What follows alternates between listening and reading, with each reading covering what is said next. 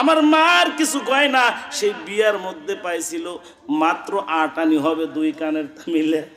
এইটা দেখছি রাখছে এরকম ভাবে একটা কাগজ, প্লাস্টিকের কাগজের মধ্যে এরকম মোড়াইছে, সেটা আবার তেনা দিয়ে বানছে, তার উপরে আবার একটা প্যান দিয়ে বানছে, তার উপরে একটা মগের ভিতরে রাখছে, মগটা নিয়ে যা একটা ডামের ভিতরে রাখছে, ডামটা নিয়ে যা বাক্সর মধ্যে রাখছে, বাক্স আবার তালা মারছে। কথা গায় না গায়? চোরে যদি চুরি করবার চাই চোরের জীবন বেড়ে যাবো, সোনা পাইব না। কথা গান ঠিক কিনা? মুসা পয়গম্বর আল্লাহ পাক রব্বুল আলামিনকে ডেকে বললেন, আল্লাহ ও মালিক আমার একটা কিতাব দাও। কি কিতাব? বলে আল্লাহ আমার যে সমস্ত উম্মতরে একটু হেদায়েতের জন্য একটা কিতাব দাও। কিতাবটার নাম হলো তাওরাত কিতাব। জোরে বলেন কি কিতাব? এই তাওরাত পরিধিগত দিক দিয়া 4খানা বড় কিতাব, 100খানা সহিফা, 4টার মধ্যে পরিধিগত দিক দিয়া আকারের দিক দিয়া বড়র দিক দিয়ে সবচাইতে বড় কিতাবের নাম হলো তাওরাত কিতাব। বলে তাওরাত কিতাব কতটুকু লম্বা? মুসা পয়গম্বরের হাতের 12 হাত লম্বা। বলি না সুবহানাল্লাহ। কিতাবটা 12 হাত লম্বা, 8 হাত চওড়া। কয় হাত চওড়া? 12 হাত যদি লম্বা হয়, 8 হাত যদি চওড়া হয়, 1000 খণ্ড, এক এক খণ্ডে 10,000 করে আয়াত। সুবহানাল্লাহ। বাজ্যা কইেন এত বড় একটা কিতাব আল্লাহ মুসা পয়গম্বরের দান করবেন। মুসা পয়গম্বর আল্লাহকে ডাক দে, বলো আল্লাহ আমার কিতাব দাও। কয় তুর পাহাড়ে চলে আসো, কিতাব নিয়ে যাও। তুর পাহাড়ে গেল, ঠিক যাওয়ার পর আল্লাহকে ডাক দে, আল্লাহ কিতাব দাও। আল্লাহ কয় ও মুসা এত সহজে কিতাব দেওয়া যাবে না, একটু কষ্ট করে নাও। মুসা পয়গম্বর ডাক দে, আল্লাহ আপনি আল্লাহ, আমি আপনার গোলাম, আপনার বন্ধু, আপনার নবী, কিতাব দিতে আবার কষ্টের দরকার কি? আল্লাহ ডাক দেয়া কয় মুসা কষ্ট অর্জিত জিনিসের কদর বেশি হয়। তার কারণ কষ্ট অর্জিত করে বাপের পাওয়া 10 বিঘা সম্পত্তি বেচতে গেলে কলিজার ভিতরে লাগে না। কথা কয় না? আর যদি নিজে কষ্ট করে সারা জীবন পরিশ্রম করে 1 বিঘা সম্পত্তি ক্রয় করে, এই 1 বিঘা বেচতে গেলে কলিজার ভিতরে লেগে যায়। তার কারণ কষ্টে অর্জিত জিনিসের কদর কম না বেশি? এত বেশি কদর। আল্লাহকে ডাক দেয়া কয় কি কষ্ট করতাম? ডাক দেয়া বলো ও মুসা তুমি একাধারে 30 দিন রোজা রাখো।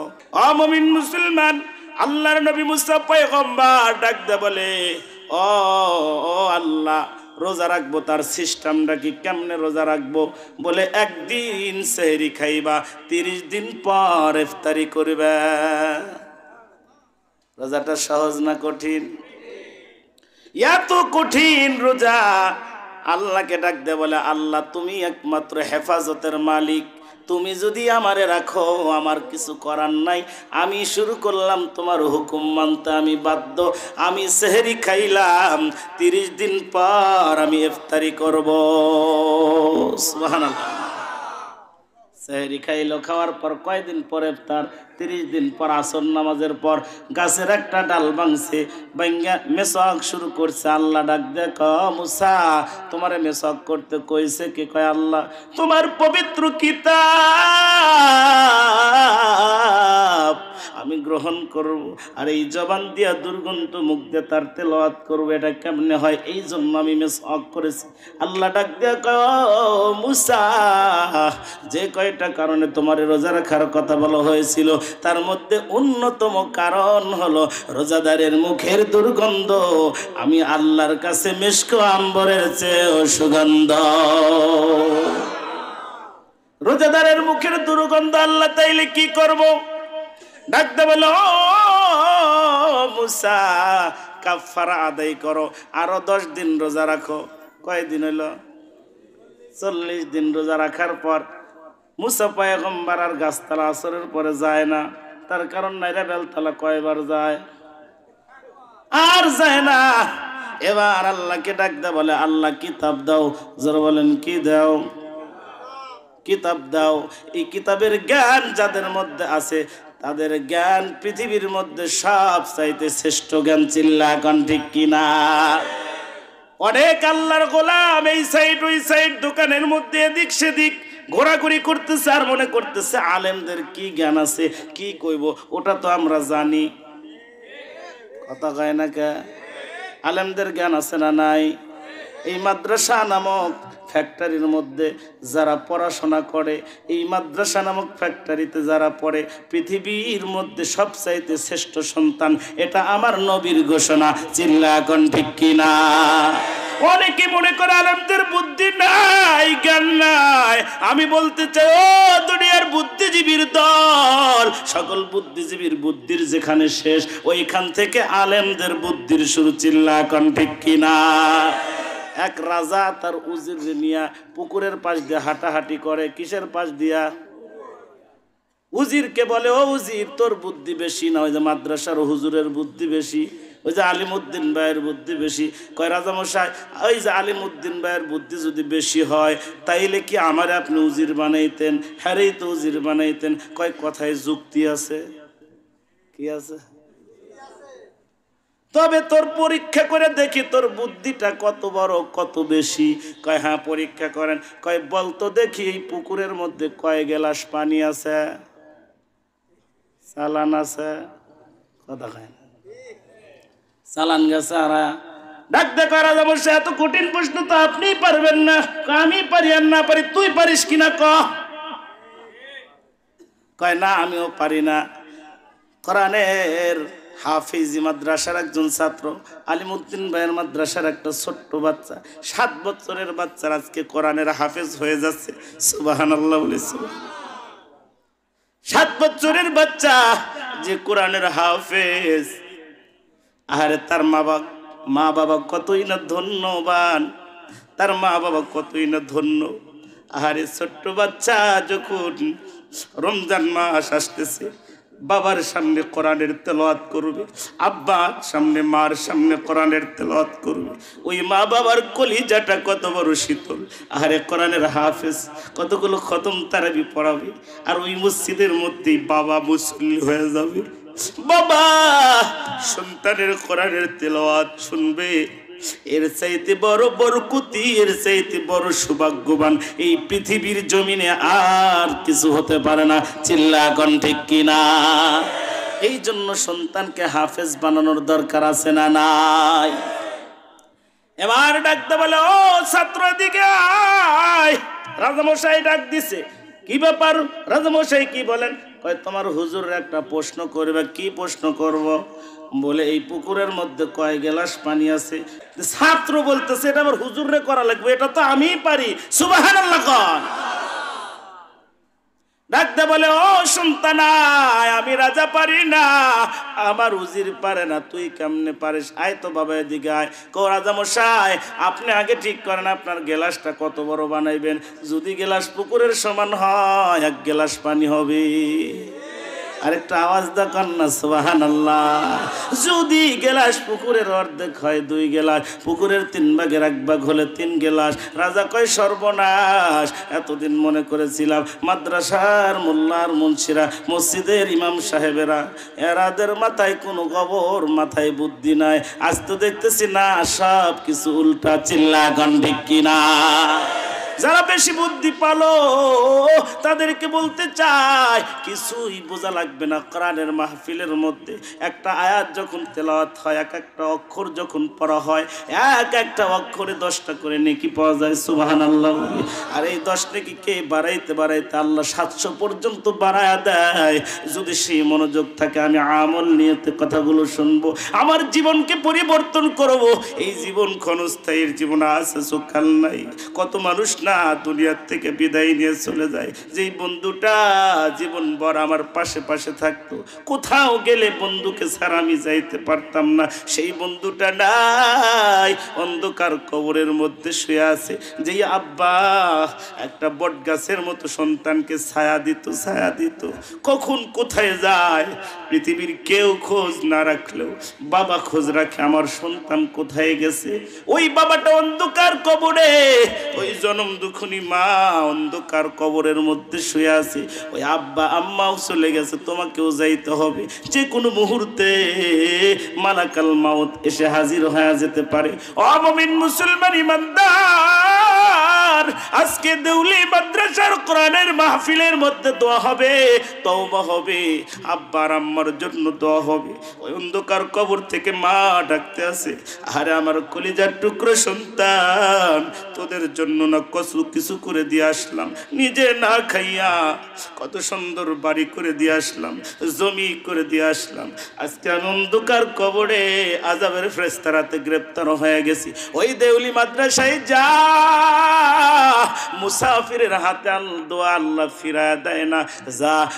আব্দুল হাকিম জিহাদি আসছে, মুসাফির মানুষ, 3 ব্যক্তির দোয়া আল্লাহ ফিরায় না, দোয়ার মধ্যে শরীক হয়ে যা, যদি শরীক হয় ওই আব্বা আম্মার কবরের আযাব মাফ করে দিবেন কে?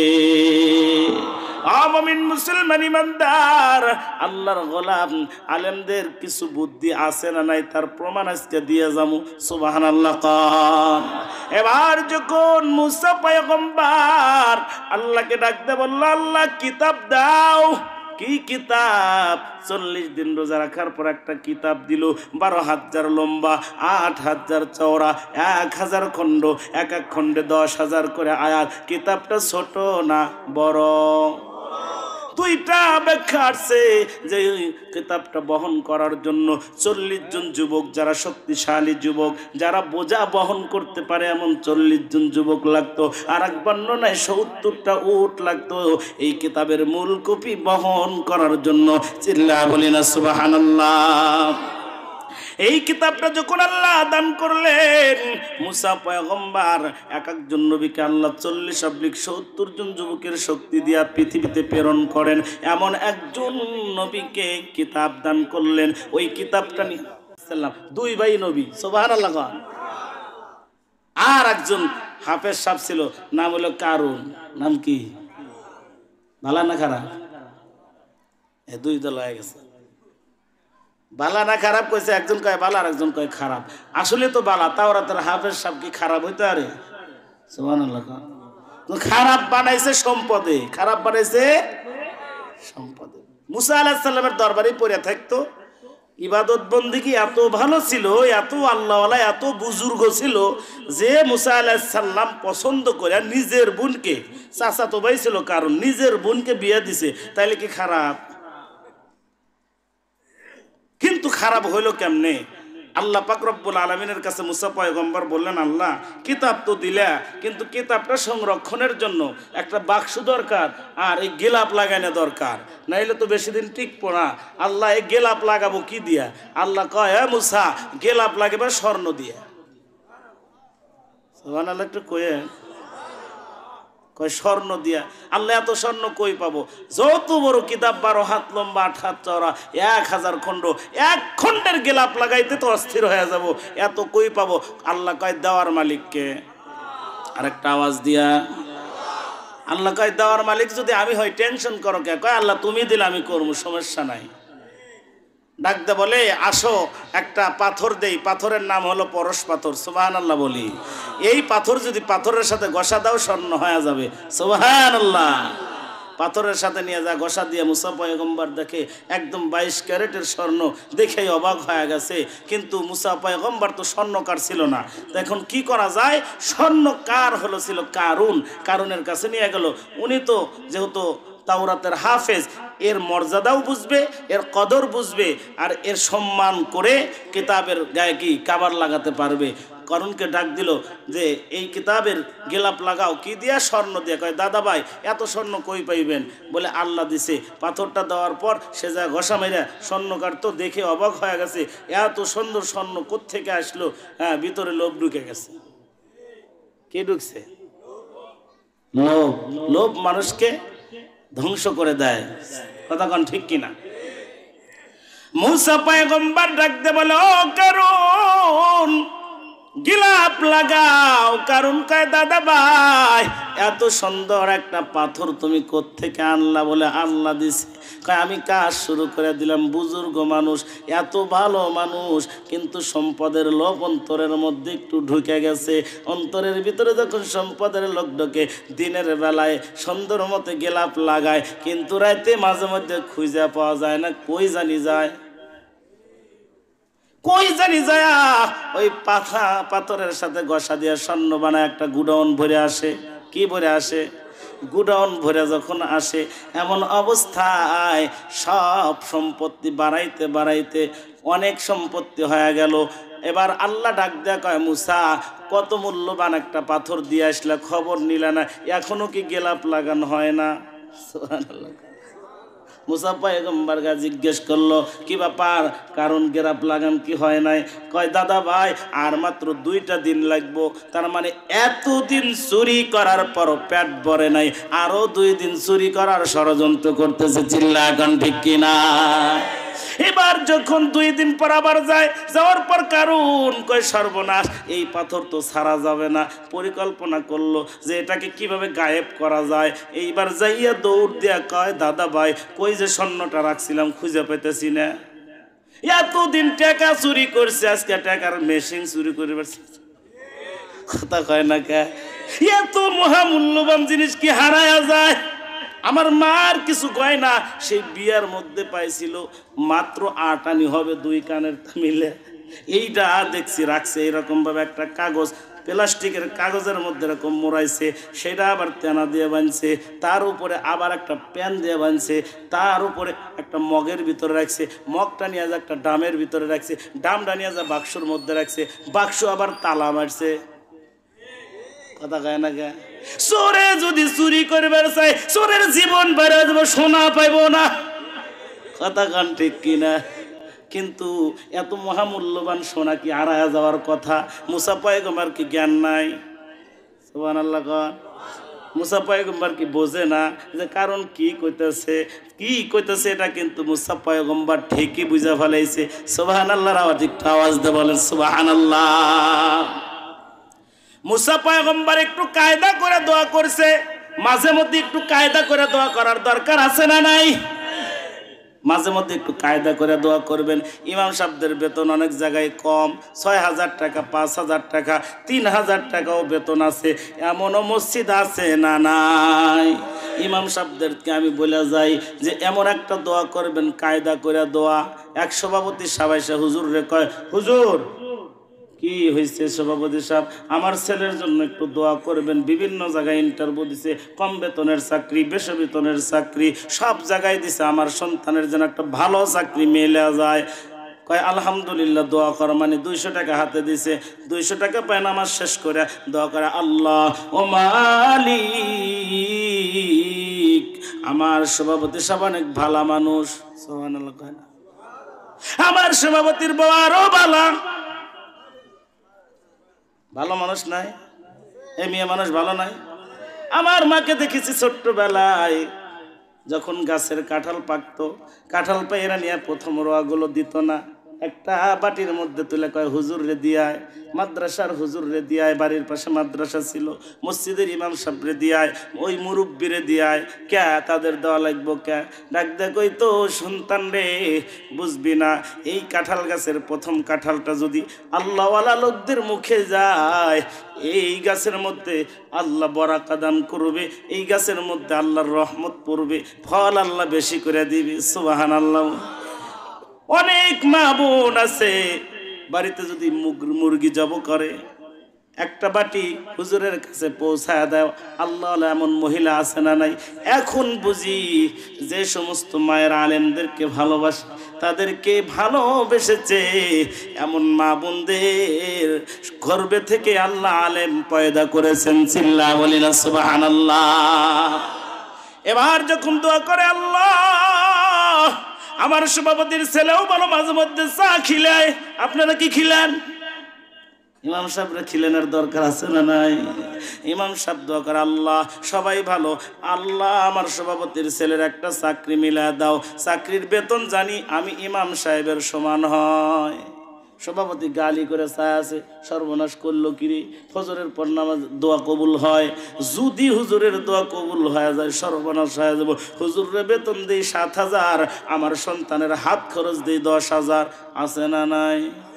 কি করে দেয় আবার বুঝে আসে না এরা কোন জাতের মানুষ। যেই ইমাম সাহেবের পিছনে পড়ে নামাজ পড়ে জান্নাতে যাইবার চায়, ওই হুজুরে যদি ভালো না খাওয়ায় মন্দ খাওয়ায়, ওই নামাজের ভিতরে টেনশন করা লাগে, আমার সন্তান দুধের খরচ দিবার পারতেছি না, আমার সন্তানের লেখাপড়ার খরচ দিবার পারতেছি না, এই চিন্তা যদি নামাজের মধ্যে হয়, ওই ইমামের পিছনে নামাজ পড়ে সভাপতি, সেক্রেটারি আর ক্যাশিয়ার জান্নাতে যাইবার চাও, সারা জীবন চেষ্টা করো কোনোদিন জান্নাতে যাইতে পারবা না। চিল্লা কোন ঠিক কিনা? মুমিন মুসলমান ইমানদার আল্লাহর গোলাম, এই জন্য মাঝে মধ্যে কায়দা করে দোয়া করার দরকার আছে না নাই? ইমাম সাহেব কান্দে, ও সভাপতি সাহেব, আপনার সন্তানের যদি হাত খরচ 10,000 হয়, আমার বেতন 7,000 দেন, আমার 2টা ছেলে, এক ছেলের লেখাপড়ার খরচ আমি দিতে পারি না, আর এক ছেলের দুধের বিল আমি দিতে পারি না। ও সভাপতি সাহেব, আমার মা বাবা অসুস্থ, আমার ভাইরা সবাই ছেড়ে দিয়েছে, আমি আলেম বলে মা বাবাকে ছাড়তে পারি না, আমার আব্বা আর আম্মাকে চোখের সামনে যখন অসুস্থ দেখি, আমার আব্বাকে চিকিৎসা করাইতে পারি না, তখন আমাকে মনে হয় আমার মতো ব্যর্থ সন্তান পৃথিবীর মধ্যে আর কেউ নাই। তখন সভাপতি সাহেবের চোখ খুলে গেছে, ডাক দেখো ইমাম সাহেব, জীবনে তো এটা খেয়াল করি নাই, জান আগামী মাস থেকে আপনার বেতন 10,000। চিল্লা বলি না সুবহানাল্লাহ? এই জন্য মাঝে মধ্যে একটু কায়দা করে দোয়া করার দরকার আছে না নাই? মুসা পয়গম্বর কায়দা করে দোয়া করতেছে, আল্লাহ যদি কারণ সত্যি কথা কয় তারে মাফ করে দিও, যদি মিথ্যা কথা কয় আখেরাতে তো ধরবে সেটা পরের কথা, দুনিয়াতে একটু ধরে ফেলাইও। সুবহানাল্লাহর আওয়াজ একটু আওয়াজ দেয়া কন্যা সুবহানাল্লাহ। ও মুমিন মুসলমান ইমানদার আল্লাহর গোলাম মুসা পয়গম্বর যখন এই কথা বলে ফেলছেন, বলার পর কারণের ভিতরে একটু কেমন জানি শুরু হয়েছে, না নবীর দোয়া কোনোদিন বিফলে যায় না, তাহলে কি করা যায়? কিন্তু সম্পদ মানুষের বিবেককে ঘুরাইয়া দেয়, আর মনে থাকে না আমি কি হইলাম, এই টেনশন চেতনাগুলো ভুলে যায়, বলে আমার যেই পাথর আছে যতই বদ্ধ করুক সব বদ্ধ উড়াইয়া দেবো। কি দিয়া উড়াইয়া দিব? বলে আমার সম্পদের পাহাড় করে ফেলাম। এবার যখন কারণকে সুযোগ দেওয়া হয়, কারণ নমরুদ ফেরাউন যত বড় বড় কাফেরা ছিল, আল্লাহ তাদেরকে একটু সুযোগ দিছে। কি দিছে? সুযোগ দিছে একটু বেশি করে করার জন্য। গুনাহ করতে করতে যখন সীমা অতিক্রম করত, তখন ফেরাউন রে ডুবায় মারছে, কারণ রে ডাবায় মারছে, এবং নমরুদ রে জুতা পেটা করে দুনিয়া থেকে বিদায় করছে। চিল্লা কোন ঠিক কিনা? এই কারণের উত্তরসূরি যারা আছে পৃথিবীর বুকে, আবার শয়তান গুলোকেও কারণের মতো মাটির মধ্যে পুঁতে ফেলবে। চিল্লা কোন ঠিক কিনা?